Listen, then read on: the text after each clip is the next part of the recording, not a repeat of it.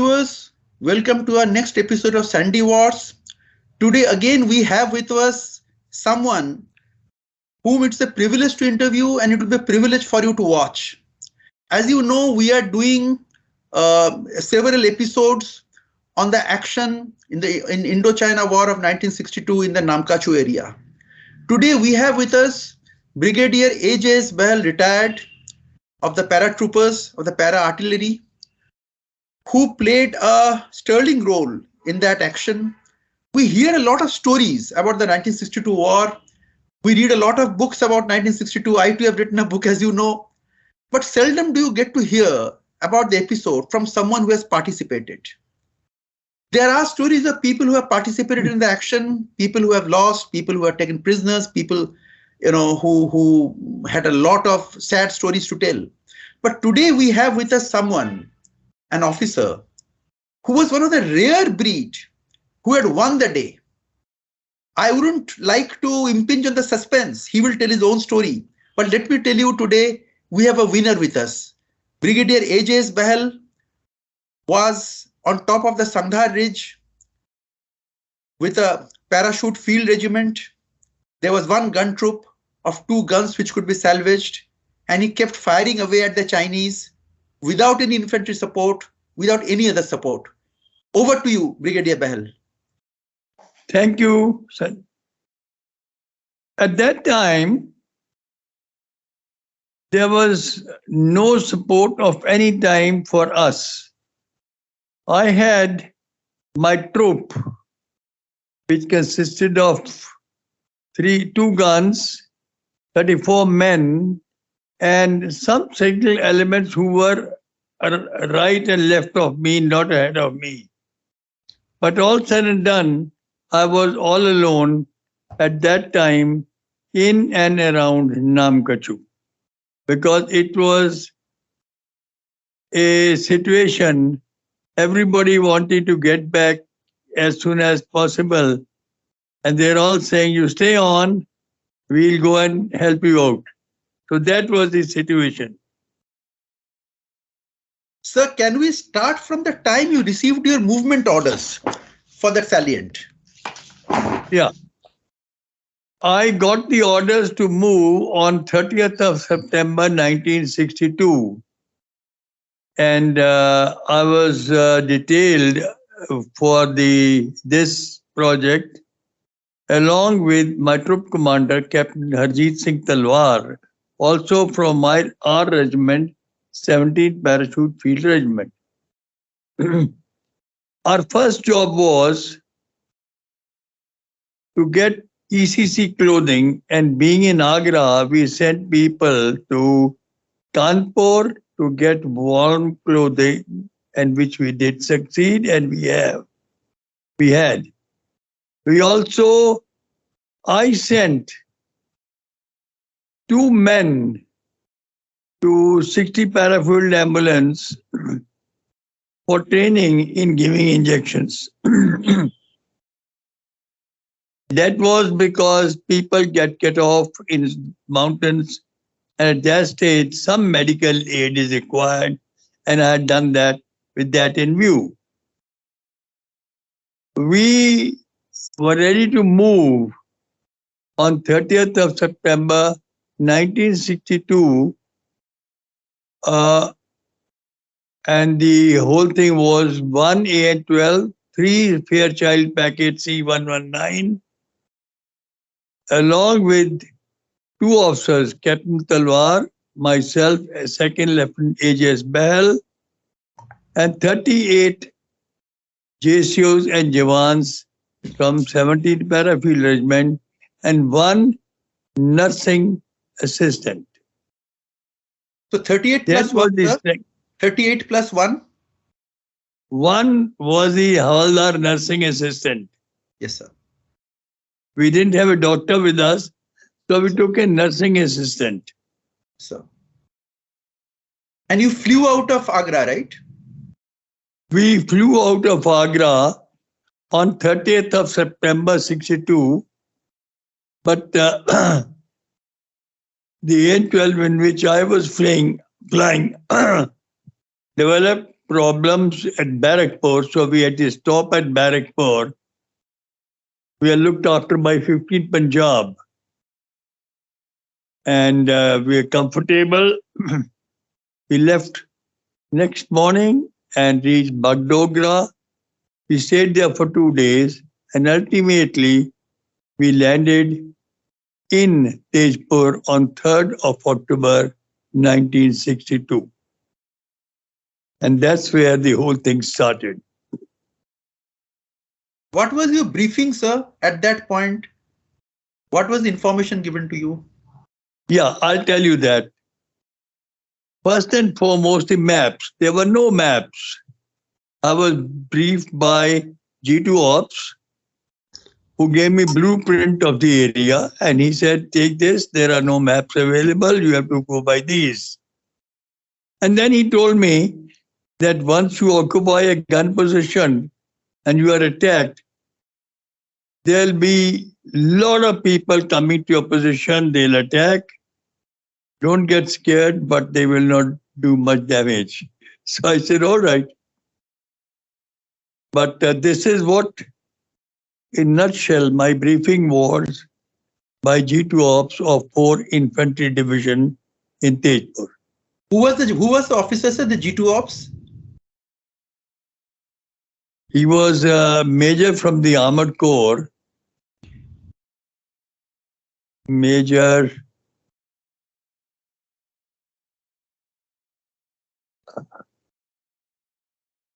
I don't remember his name offhand. Sir, did you meet any other brass in Tezpur, the corps commander or the div commander? Oh, yes. Yes.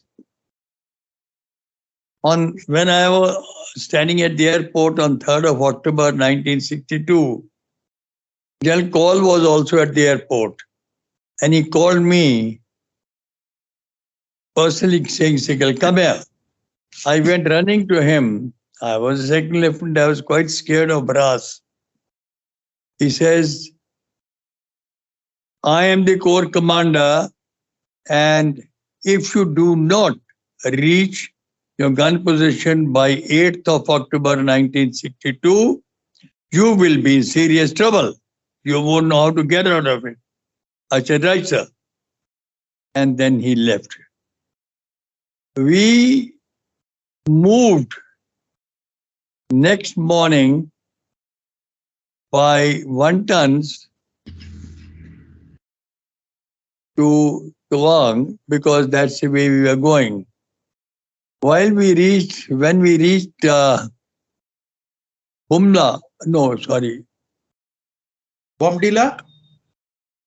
Huh? Sir, Bomdila? You took the Bomdila? No. We took 1 ton to go. But there's a tea spot where there are 3 Chinese girls selling tea to everybody. And we were stopped there and I got a signal that you have to come back because this time taken will be too much. Bhoppu is the name of the place. Bhoppu. I went back to the 1 ton and gave orders to move back. We reached Tezpur in the evening and we went to AD Regiment and had our meals over there. Next morning, we did nothing, and next day, we were told that we'll fly to Bhutan, from where we'll be inducted into the division area. That was the 5th October, sir. This was on 5th. Yeah. So that was the situation. On 5th October, we got into the choppers and we landed at Bhutan, and we spent the night there, and next morning we all moved down and reached the tech headquarters of the division, where we were briefed by General Niranjan Prasad and Captain Mr. Kumar. The APO of the division was also sitting there.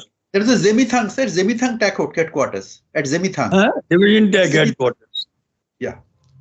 And Ranjan Prasad briefed me. He had been our brigade commander earlier, and he was very keen to meet a paratrooper because he had commanded the para brigade. Okay. So he told me everything. And Mr. Kumar, the APO, told him, sir, the Chinese have brought big guns. You had better be careful before you launch the attack.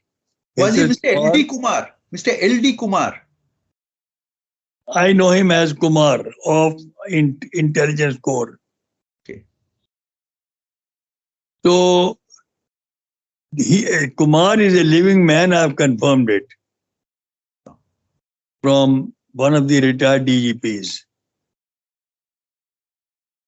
So I was told that I must reach my gun position by 8th, otherwise I'll be in serious trouble. So we were told to move on 6th morning. There were no porters, nothing, and we had done no acclimatization whatsoever. All my men and myself, we had our baggage on our backs. We moved early in the morning and hit Karpola, route Karpola 1. And on 7th, we spent the night in Karpola 1 hut, a little beyond that. And 8th, I was in my gun position. So did you go by the Lumpur route? Karpola 1, did you take the Lumpur route or the Serkhim route, sir? Serkhim route. Serkhim route, okay. That's a very difficult climb via Dhola Pass, right? It is via Dhola Pass. We had no guide, nothing. So I was told to go there. So my boys, we were tough. So we had done no acclimatization. We managed to reach the gun position by 8th, and I thank the Almighty that channel call will not harass me now. So that's where the game started. Sir, the gun position was on Sanhar Ridge. How far behind the edge was it? How far inside? Inside of what?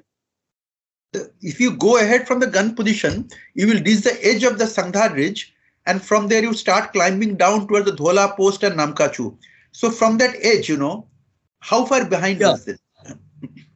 I will tell you that behind me was the ridge, and in front of me was slope going down, and on my left was a very big black rock, which was marked as black rock in the blueprint that was given to me.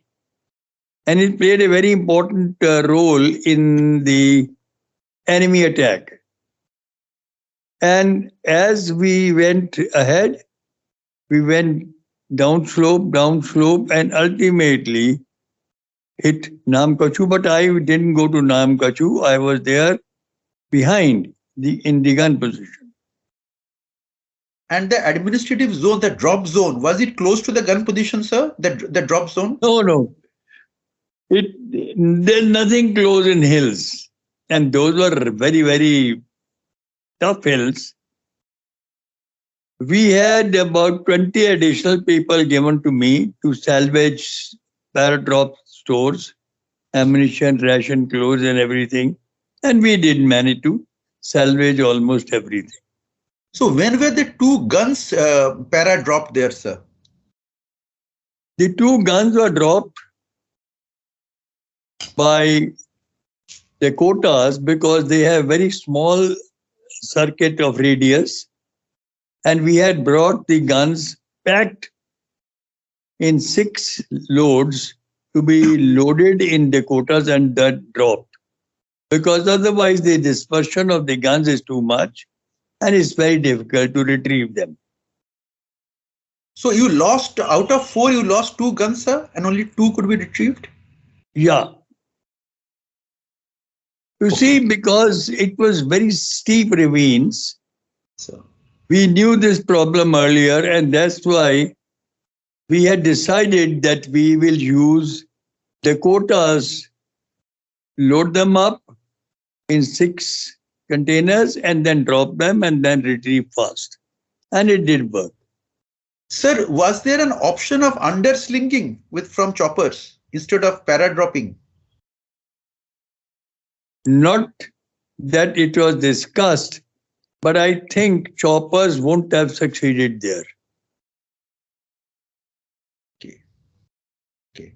So you were there on 8th as promised to General Call, and General Call was Yes, also there. I had to save my skin. And where was Captain Talwar at that time? Was he part of your party when you walked up? Captain Talwar was part of my party. He was a troop commander and I was a gun position officer. He also came behind me. He came by chopper. And we all settled down in 2 small tents. And 10th of October, the battle started off in up north of Namka-chu, where 9 Punjab lost, I think, 2 men. And the orders were now no more fighting. My nursing assistant fell sick and we got him treated, but he fell very ill and had to be treated. During the treatment on 17th of October 62, he died. And in this time, 2 of my JCOs developed pulmonary edema and 1 Havaldar developed this disease and they all had to be evacuated. Ultimately, to fight the battle, it was 2nd Lieutenant Behl and the Jawans, NCOs, the JCOs were also evacuated. And that is what the story was. Because as per the battle procedures, OP officers go and marry up with the infantry. That's what Captain Talwar also did, to give fire support to them. So when the battle was joined, I was alone with my men, no JCO, no nursing assistant. He died on 19th night. 17th. And we were all pepped up to take on the Chinese. So this was the 20th, the actual Namka-chu battle. So on the morning of the battle, it started 20th October at 4:30 in the morning. And you were the only officer, and under you were 34 ORs and NCOs, no JCOs, no nursing assistant, and no troop commander. JCO, nothing. I was the only hero there. And no troop commander and no communication with the OP.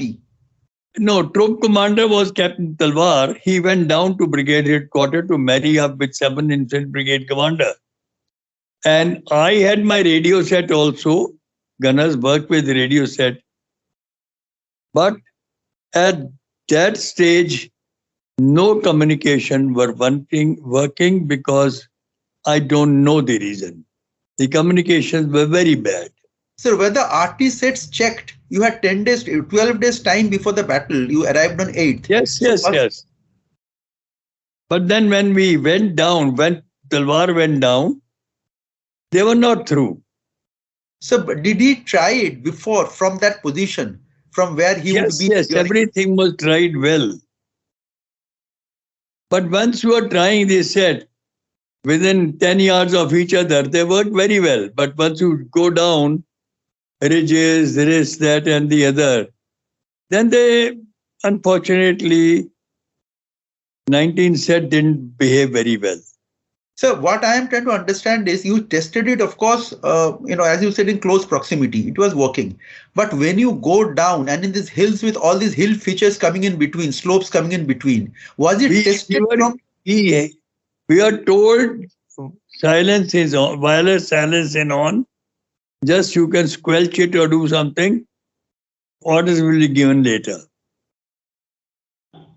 Oh my God. So actually the sets were not tested in the actual condition that they would be operating under during battle. They were tested within 30-40 meters of the gun position. So that is not the actual condition. Condition would be Captain Talwar would be at 7th Brigade headquarters, which was way down below in Rongla Nala. He went down, he went to the brigade headquarters, but unfortunately, at that time, the communications did not work. So much so that some of the communications of the brigade didn't work also.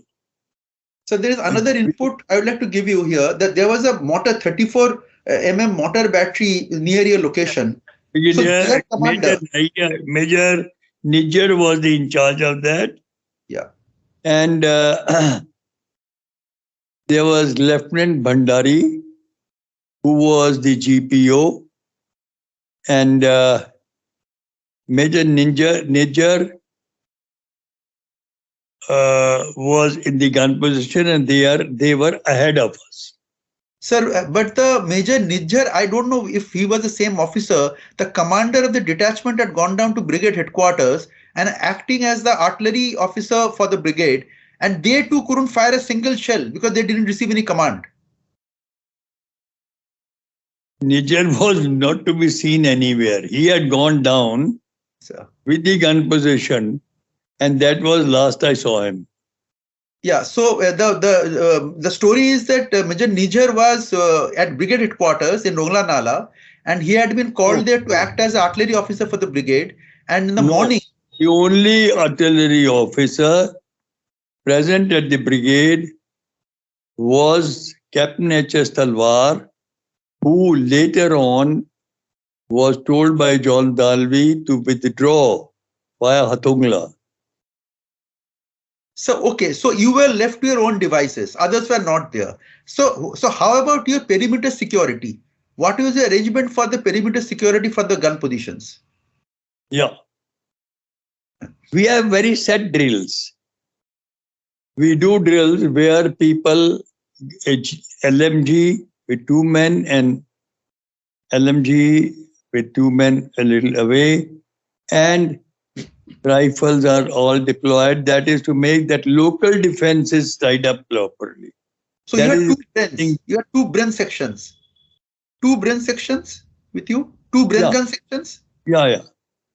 Okay. So that is how it was. We did local protection of our gun position. Otherwise, we wouldn't have lasted at all. And when the battle was joined, frankly speaking, hell was let loose. So how did you know of the battle first? You were sleeping, right? At 4 in the morning? No. I got up around 4:30, and when the shelling started, that time we were going for standing. It said to. It was east, and the light comes up there much earlier than north, the rest of the places. So we knew the way fire was going on, that the battle is joined. So what was first light, sir? What time was first light? It is 60 years old story, but still, I can tell you it was around 5 o'clock used to be the first light. Okay. And you had no command, so you were left to your devices. You had to gauge the situation, what to do, right? Of course. No, I'll tell you. There was an ASC point ahead of me, my gun position, manned by a major from ASC. I went to him, he said, I don't know anything, you just go away. So I said, fine, sir, I'll go away. What can I do? Go away. Okay. Now, did you see the chopper crash, sir? There was a chopper which was shot down close to your position.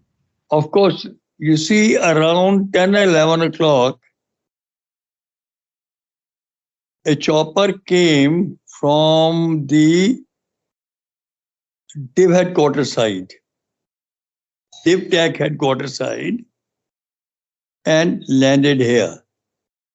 There were 2 people in that, Major Ram Singh of Para Signals and Squadron Leader Vinod Sagal, who was a pilot. When they came down, the Chinese encircled them and they were killed. You will be surprised that I gave Sehgal's family and Ram Singh's family news that they are no more. That is about 5 years ago. 5 years ago from now. Yeah. So they were posted as what? Missing belief killed. Ram Singh's wife had a telegram in her hand, missing belief dead, and they were functioning on that only. And squadron leader Sehgal's nephew came to meet me from the hills, Shimla hills, and told me, and he cried when I told him, his name is something Anand. I said, "Bhai, I buried them on 22nd of November. Whatever I could do, I have done that, and that was my duty." So they died in captivity. They died in SPOW. No. The Chinese killed them when the chopper landed, and within a little time they killed them. No, you buried them on 22nd of November, you were saying. So this was on 20th October. October. So this was on 20th October you buried them, right? Right away. I buried them on 22nd of October. I was a prisoner. I could decide what to do and what not to do. Okay. So I asked the Chinese. They said, yes, go. They put 2-3 men on my head that I don't run away. And we dug up split trenches and buried them there. So you were on Sanhar under captivity for 2 days, even as POWs. You were in situ. I was in situ only. I was 20 yards from my gun position. Okay, sir. Okay, so that is later. So first on 4:30, you heard them opening up, and you very soon knew that that it's a full-fledged attack. What did you see in front of you?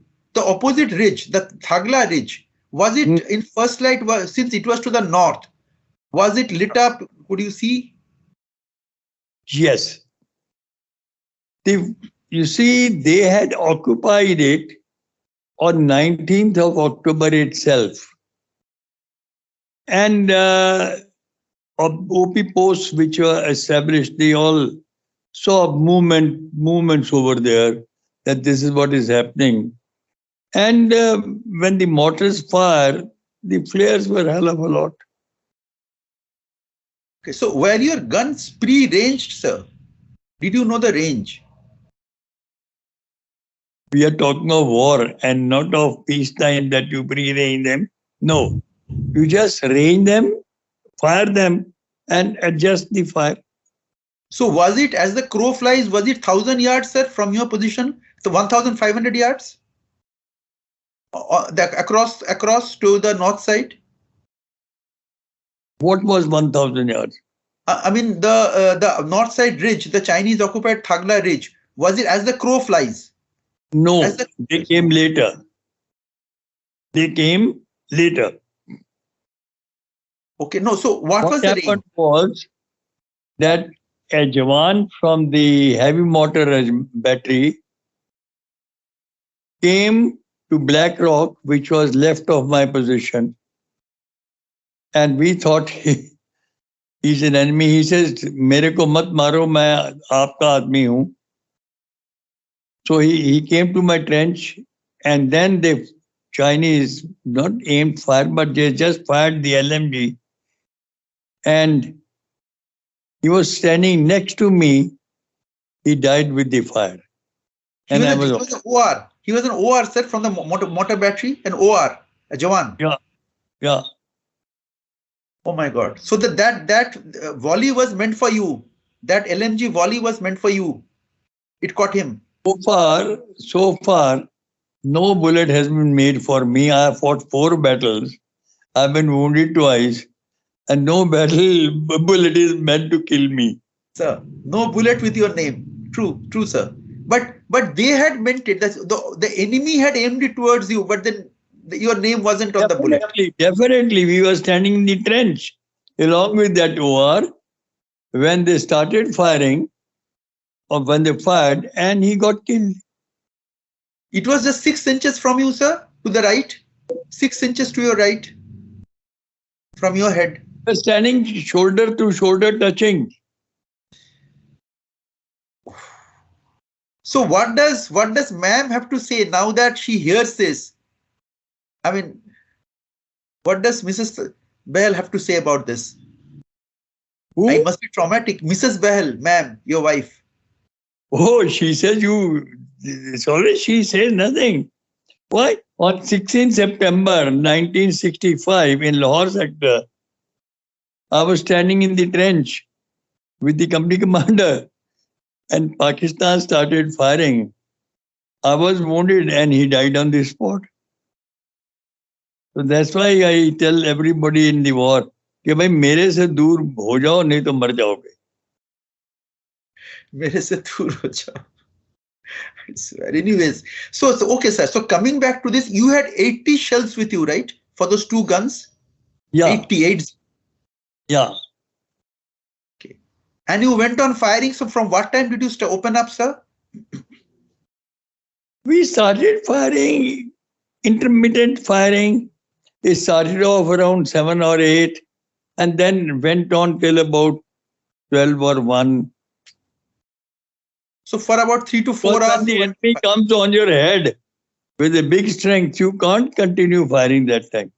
True, sir. True. And you had no infantry support. That 1/9 GR people weren't anywhere around.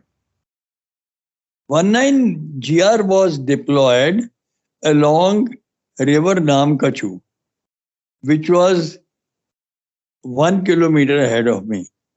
So that was 2 Rajput. 1/9 GR was on the slope, sir, behind Thola post, and 2 platoons on Sanhar. They were also there.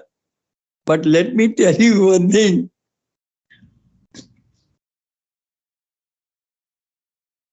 बहुत शोर सुनते थे पहलू में, उनका जो चीरा तो एक कतरा खून ना निकला. Nothing more to say.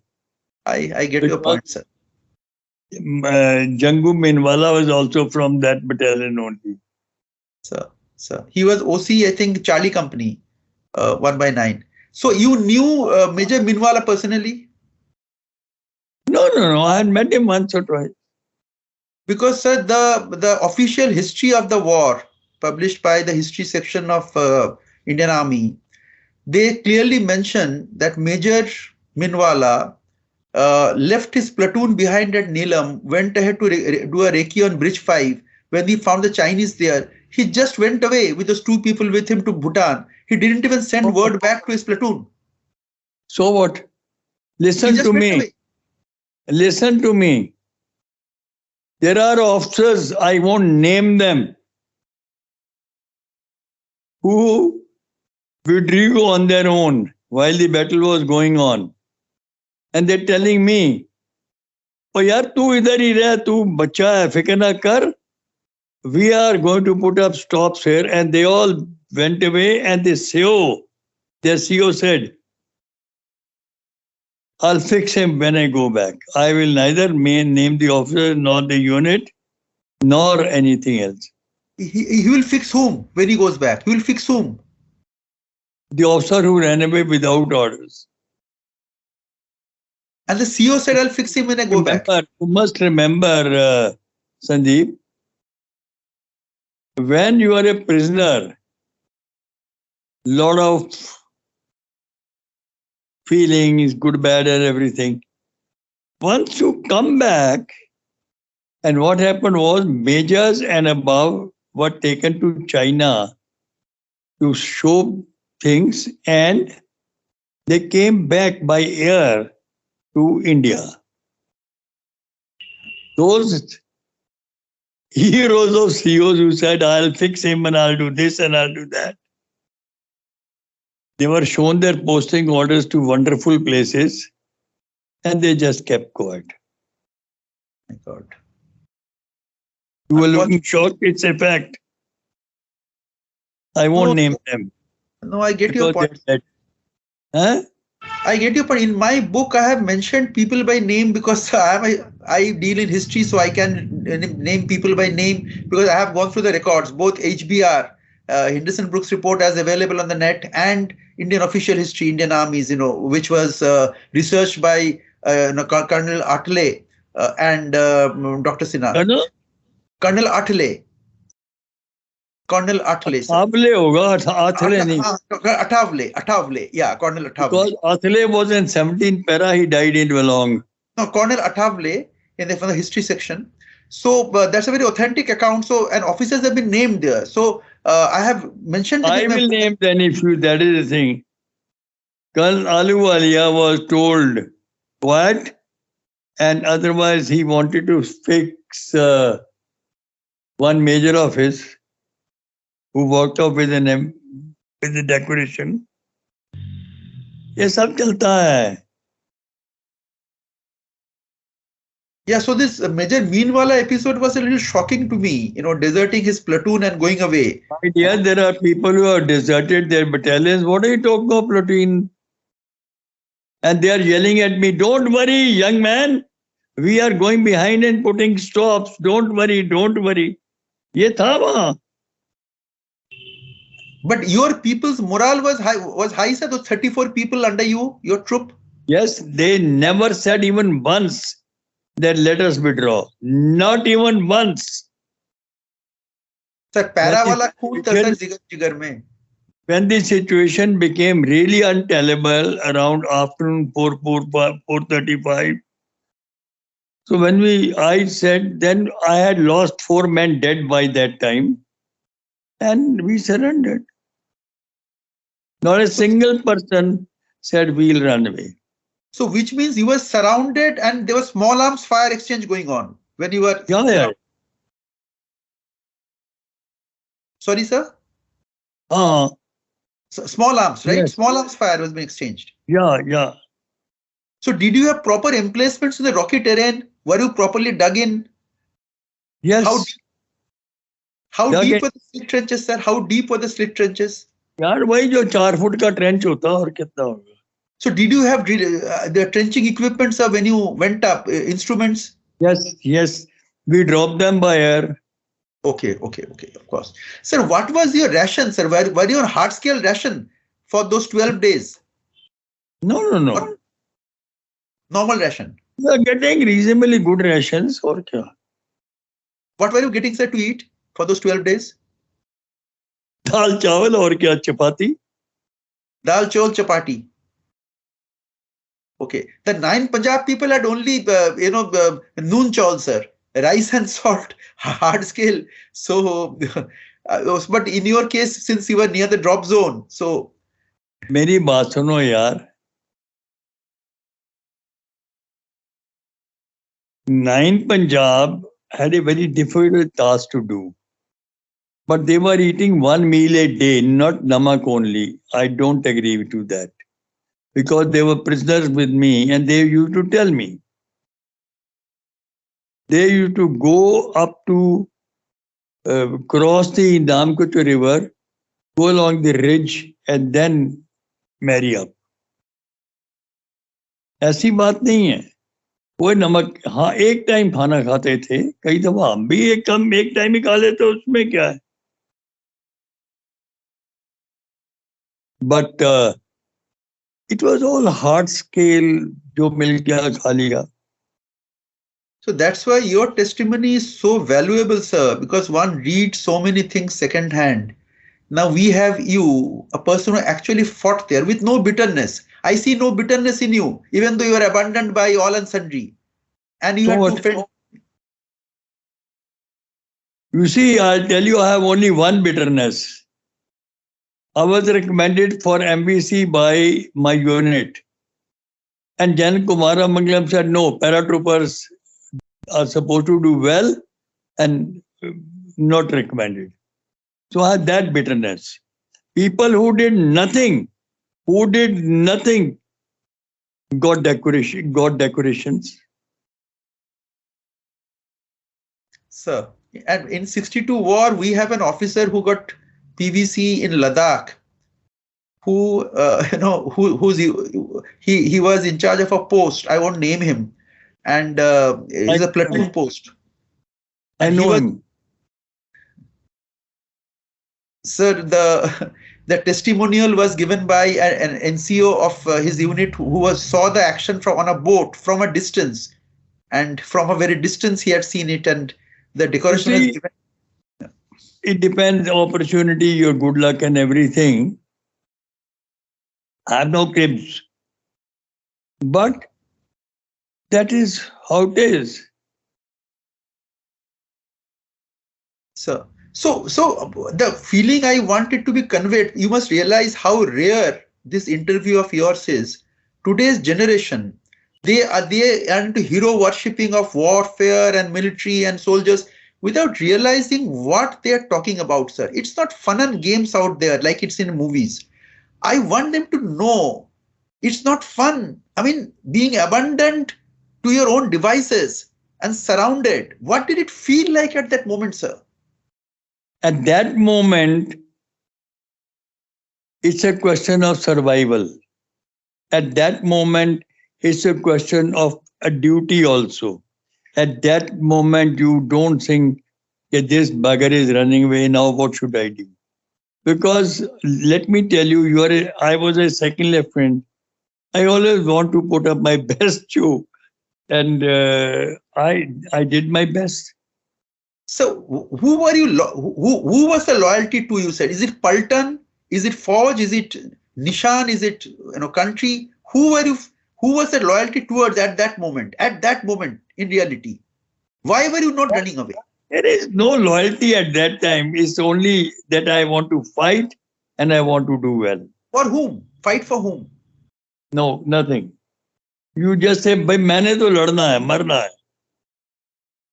There's no, I'm going to fight for India or I am going to fight for coal. None of those things. The heat of the battle is so much that as a second lieutenant, you don't think much. So what they show in movies, all the sloganeering and all the the highfalutin, those nice sounding slogans, they're not true. That's not the mood at that moment. No, not at all. At that stage, you don't think. I'm telling you, we surrendered at around 4:35. Not even once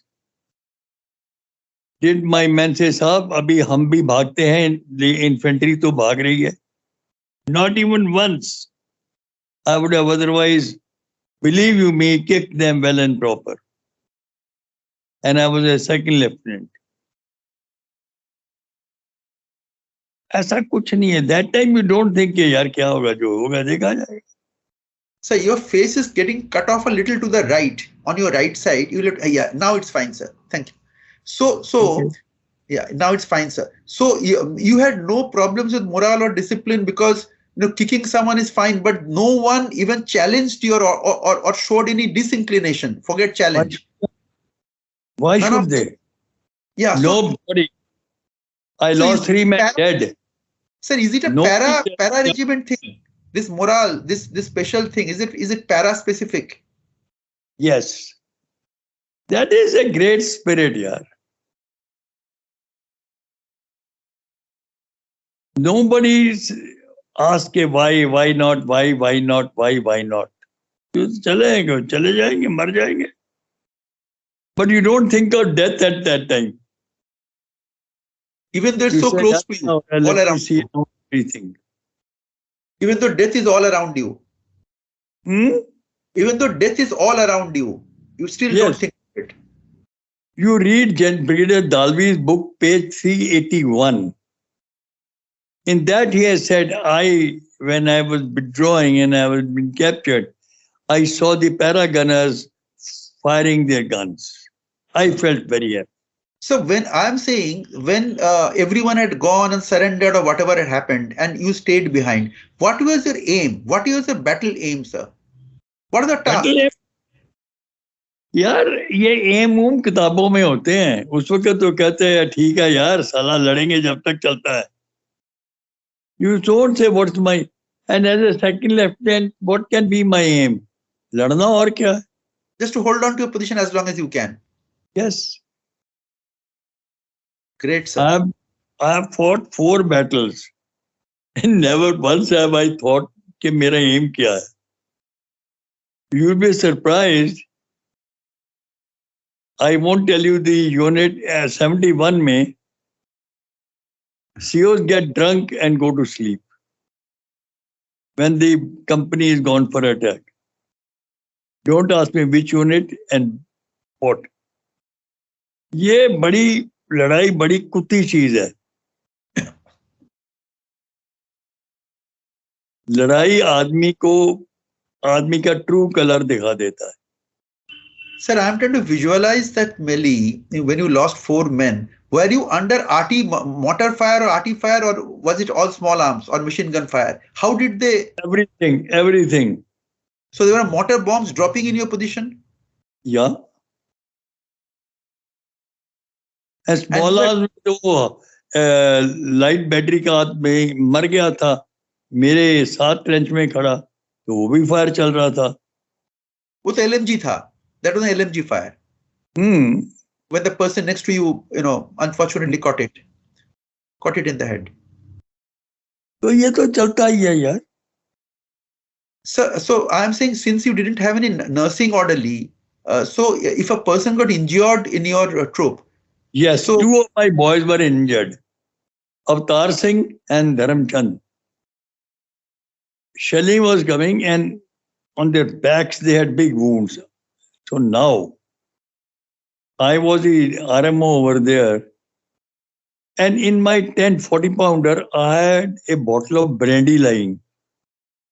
So I went to my tent, which was just close by, a few yards away. I took out the brandy bottle, and I called both of them. When he went there, we crowd-shot everything.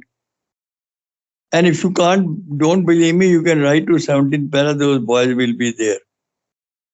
Or they are living or whatever it is. So I told them, देखो भाई मुंडियो होने. You take 2-3 swigs, big swigs. And now you put your tongue under your teeth and I will be the doctor. So I put rum, brandy or rum on their wound. And I pulled out the shells, splinters, and took out first aid field dressing and put that, and the boys were living till I was in service. Did you have training, sir, for that kind of thing ever? No. Did you ever? It's just, you want to do a thing, you want to do a thing. I did a lot of stupid things. So you disinfected the bayonet and did it with the bayonet? No, it was not injury with bayonet. It was splinter in the back. No, so how did you dig it out? With what did you dig it up? With my fingernails only.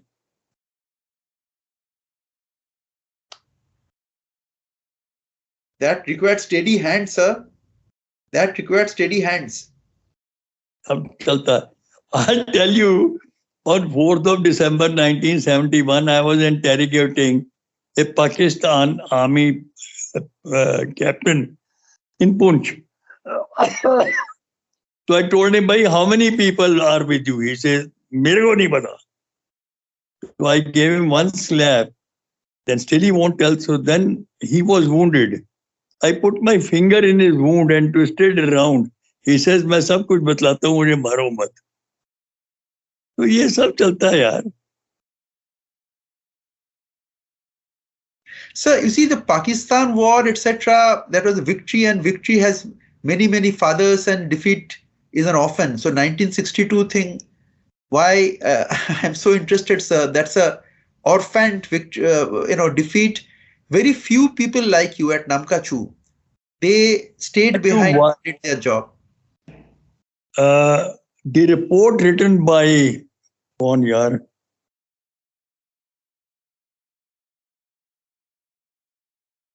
Henderson Brooks report. Sir. That has also not been declassified. Yeah, why? Because a lot of weaknesses must have been observed. So I have been through it. I have a copy, Henderson Brooks report, what is available from basically from Neville Maxwell's website. You see, Henderson Brooks report, it lays to rest a lot of speculations and myths. These are all political myths, myth mongering, which has happened. And when you actually read the orders, read the memos, a totally different picture comes out, sir. So from there, what I can say from what I read in Henderson Brooks report, as well as Colonel Athale's official history, that you were on one of the very few, apart from two Rajput, which was, their four companies were by the riverbed. Apart from them, you were one of the very few people who stayed behind and fought. Very few people. So that's So what makes your experience. I was meant to fight. I tried to fight as much as I could. Salute to you, sir. And I have always done that. In 1965, in 1971, I've always done my job. So thanks a lot for taking out time, sir. I have been keeping you from your family, but India needed to hear this. This generation needs to know what real war and what real soldiers are like when they stand in the line of fire. Thanks a lot for your time, sir. And the posterity will be grateful to you. Thank you so much. But let me tell you one thing, that in war, everything is not pre-planned. Everything is not pre-planned, except Darpok Admi. Everything you do as and when it comes in front of you. They say that, in fact, all plans go out of the window with the first contact with the enemy. Yes. Because enemy is not obeying you. Enemy is not obeying you. He is carrying out his actions. So what you have thought, I'll do this and I'll do that, doesn't happen that way. True, sir. Absolutely. And let me tell you one thing, that what troops you are commanding makes a difference. I was a second lieutenant, not one of my boys, I can give you everybody's name, said, Saab, abhi withdraw kar de. Never. Paras, after all, they are paras. No, I was lucky to have good boys. And you must have led them well, because morale is created through motivation by the officer. So you must have led by example. I'm going to the other way and you move around freely, their morale goes up. Under fire, when you move around freely under fire. Huh? Move around freely under fire. So you move around and you don't say, Ab mera morale up and nahi. Let me tell you, the men who are also under fire are very good judges के इस बंदे की टटी निकली है कि ठीक है. Sorry for the language, but they understand it very well. From your face, from the color of your face, your way of talking. True, sir. So, sir, we will take your leave, sir, today. Thanks a lot. And we have kept you away from your family on an evening, sir. But this was for posterity, and India will be grateful to you, sir. Thanks a lot, Brigadier Behl. I'm so happy, so grateful to you for talking to me and asking me these questions. My privilege, sir. My honor and my privilege. I'll tell you one thing. With the Nehru gone, 62 is also a very forgotten thing in a very bad sense. You agree with me or no?